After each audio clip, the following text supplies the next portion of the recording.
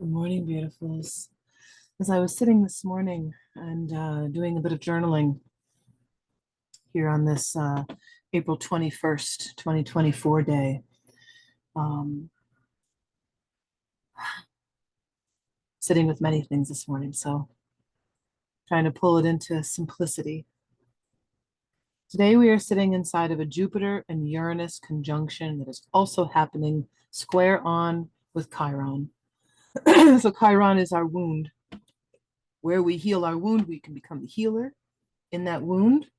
And first, let's look at the wound. Let's not assume we're healed.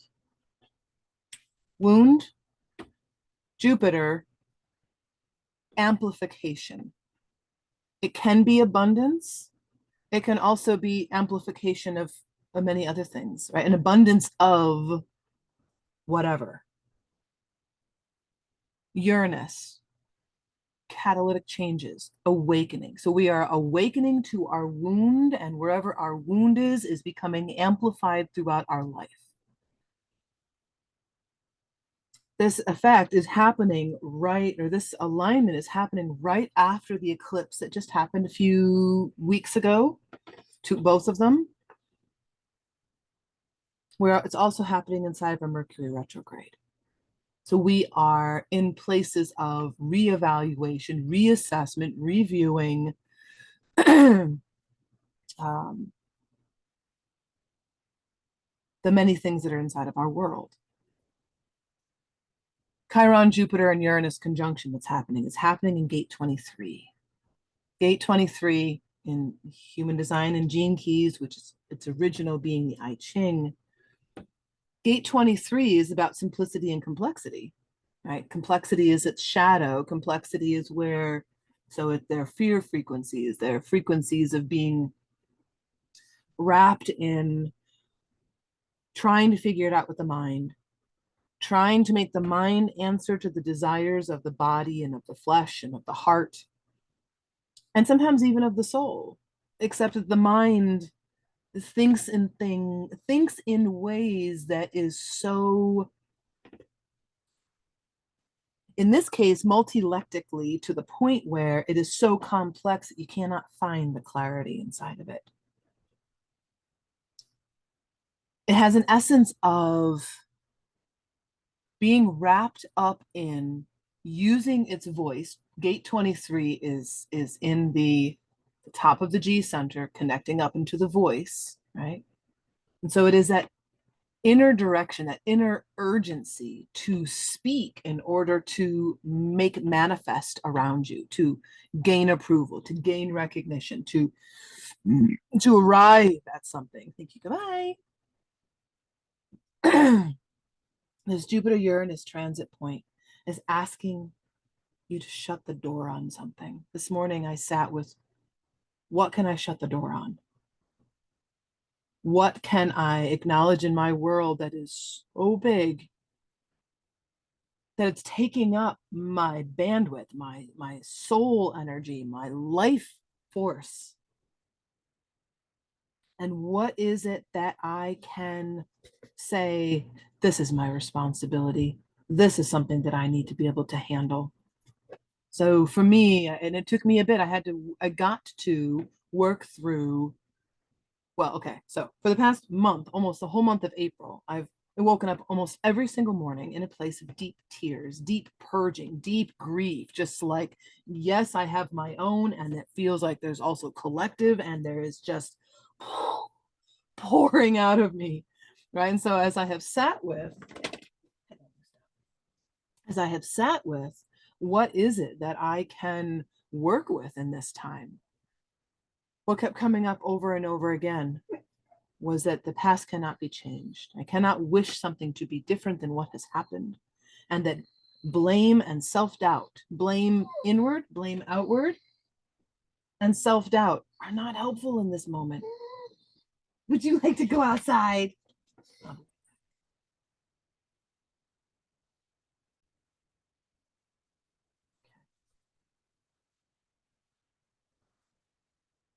Coming into what our own journey is showing us. inside of this collective journey and experience that we are all part of really means that we each get an opportunity to look at life for ourselves. Look and see if you have gate 23 in your chart. Where is, if you're looking at your astrology chart, where is 21 degrees of Taurus for you? What house is it in? What, do you have any planets in that particular sign? Is it defined in your human design chart? Do you have a consistency in it? Or is it a thing that is part of your world and in the ethereal of your world, right? It's not something that's this constant stepping stone. That's what I think of when I see planets in particular houses or particular signs and degrees, like we're talking about here, or I see a gate defined somewhere, as I see that person as having this kind of consistent over and over again. This is their part of their heartbeat. They're part of their rhythm. And so when it's part of our rhythm, it's a thing we get to take a look at. We get to see, you know, and if it's not a part of our rhythm, it's not that this won't necessarily affect you. This might not be as affecting you as deeply. For me, my Chiron is exactly on 21 degrees of Taurus.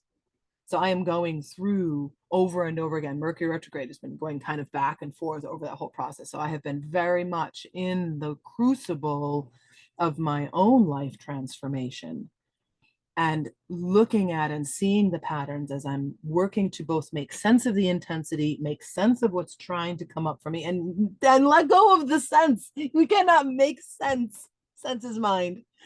See, there's the trap. There is a trap. When we try to make sense of things, we try to make our mind try to understand a thing. That is where complexity seems to well up, right? Letting go of the mind and going into the heart. I'd love to share a little bit. It's a card that I drew the other day when I was having myself a deep moment. And it's this is from a collection by Alana Fairchild. This is the Sacred Rebels deck. And I had pulled the card that says, beyond the mind, the heart beats. And boy, does this ripple effect right into all the things that we're talking about, right into where everything is defined currently. It says, in the chaos of modern life and the constant fluctuations of our mind, it can be difficult to remember that a sublime sanctuary lies within. Yet it's always there. Beneath the ceaseless activity, there is an endless, vast spaciousness that restores and connects us to something greater, something that exists outside of time. Some might call it eternity.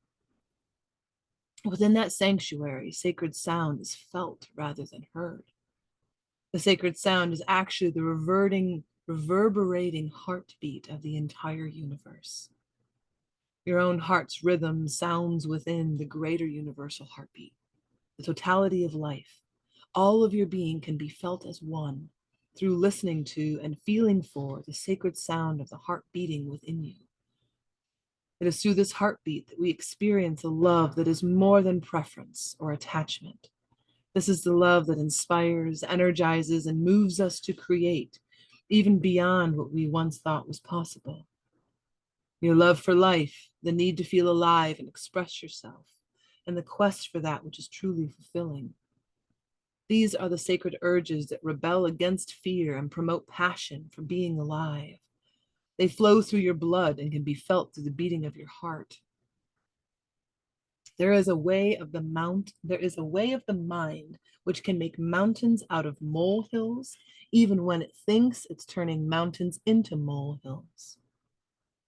Then there is the way of the heart. It is subterranean and moves subtly beneath possible obstacles, intelligently shifting with exquisite sensitivity, sensing the way forward through dangerous pathways and responding to what is before it even occurs in the physical world. However, with the heart's intelligence, we cannot see and know in the same way that we do when we allow the mind to direct us. We get to be open to another way if we want to benefit from the innate intelligence of the heart. The mind sees, plans, and strategizes, where the heart feels, responds, senses, and intuits. When we walk the path of the heart, we must feel and respond rather than plan our way. It is a different way to live and create. It is closer to the earth and to the source of life itself. It's not for those who are lacking in courage and trust, but you are not one of those. And even if you are, you can still do it. You are being asked to trust your heart and to drop into it. The mind is important and it cannot supplant the heart. The role of the mind is to serve the truths of the heart. That is, to create the spacious chamber of receptiveness into which the sacred rhythms of your heart can resound. This oracle comes with a guidance for you. Deep within, you know what to do, and you know what is true. It matters not whether the mind and its plans seem to agree with your inner sense. Your willingness to trust your heart and to rebel against fear will serve you well. Let your heart lead you. Be sure of your faith and trust in what you feel. Your head and your heart have been in conflict at times over the course of your life, and this has brought you struggle and at times deep suffering. However, this oracle brings you the message that a truce will soon be declared and the appropriate outcome of the mind waving the white flag of surrender is imminent. Soon, if not already, you'll be feeling that your heart is leading you. You will feel that your mind is learning to follow the guidance of your heart rather than trying to be out in front, seeing and sorting everything out in advance in order to be safe. What a relief to let go of this old way. Your mind can become more relaxed and trusting. There will be a period of adjustment as you get used to living without so much foresight, but with more insight, wisdom, and energy in the present moment to create, create, create. This is a time of deep creating and of becoming aware of this dance with the mind and choosing another way. Choosing. Choosing first comes with a seeing, and then it comes with a sensing, and then it comes with the struggle, and then it comes with hopefully the release of that struggle. We can choose to be in a different way. One of the gates that we're also in right now is gate 25, and its shadow aspect. It says it has a lot to do with I'm only working for my own advancement. I'm sorry. I'm not able to look at my own pain. That one is in a different one. So there's three. There 23, 25, and 51 that feel like they are dancing. So I'm just going to read the shadow affirmation. So maybe you can feel into a little bit. Is that where you are struggling with things? So we have the 23, which is I am speaking only to gain approval and recognition, right? Where its gift is things are simple and easy. Slide with that. 25, which is up in Neptune, says, I'm not able to look at my own pain. And its gift is the courage to feel fear. Feel fear, let it move through you, let it move out of you. Sit with our feelings. I'm going to try to share a song that is just welling in my world.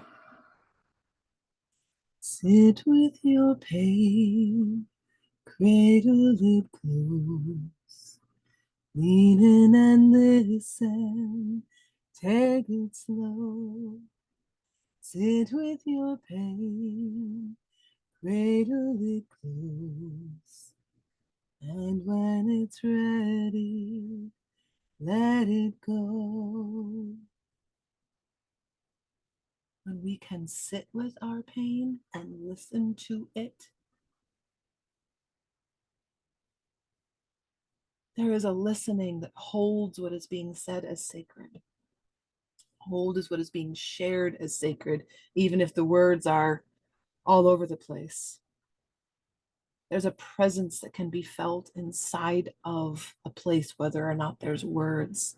So when we can sit with our own pain and hold it as reverent, hold it as sacred, no matter how hard it might feel, no matter what is coming up and spewing all over the floor in front of us, when we can sit with that and be, we are one step closer to being able to be at one with joys and sorrows, with life and death, right? We don't often complain when life is fun, when life is joyous and things are ecstatic, and we might wail beyond all measure when things do not go our way, or what way we think we want them to go. We have such a fight with sorrow and with suffering and with struggle, where if we allow ourselves to simply sit and feel it. I had a mentor once. We used to say, when you suffer deep grief, when you suffer deep pain, sometimes it needs 1,000 tears for 1,000 days. It's a lot. It's so much to purge, to move out what you're born with, what you're stuck with, what you're battle born into, what's handed to you, what's given to you. And we don't need to keep it. We do get to feel it. We get to feel it so deeply that it moves through us and frees ourselves and frees others by the expression and the sharing that it's okay to feel. It's okay to feel, to move it in our body, and to move it out, and also to let go of it, to shut the door on it. Because if we leave death in our home, it stinks after a while, yeah? So in moving on and letting go of things, there's a deep need to hold it as reverent and sit with it.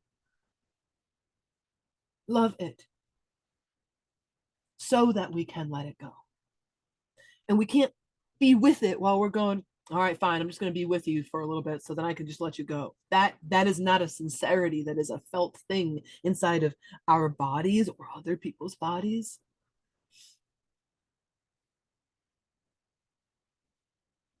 I pray that you all find simplicity in your world. I'm going to go tend some plants and some dishes, because that is what I do when I move through grief. I wish many abundant blessings to the seeking and the finding of the doors that may wish to close in your world, and to the fact that that is a process. This conjunction is not a like spot moment in time. In fact, I believe it started at like 7 o'clock last night. Both those planets move a little slow, so that conjunction is going to be around for a little bit. And I'm going to keep this short so that it feels digestible. And I simply felt a spirit calling, I'm still sitting here drinking my tea, and, I'm in my work clothes, and spirit was like, share this. It's simple, it's small, and it's so alive. So thank you for taking a couple moments in your morning to share with me and spending this time. If you proceed on from here and you spend some time in journaling or feeling yourself and honoring the things that move through you, feel that you will be richly served in those places and movements. I look forward to sharing more soon. Until soon, beloveds.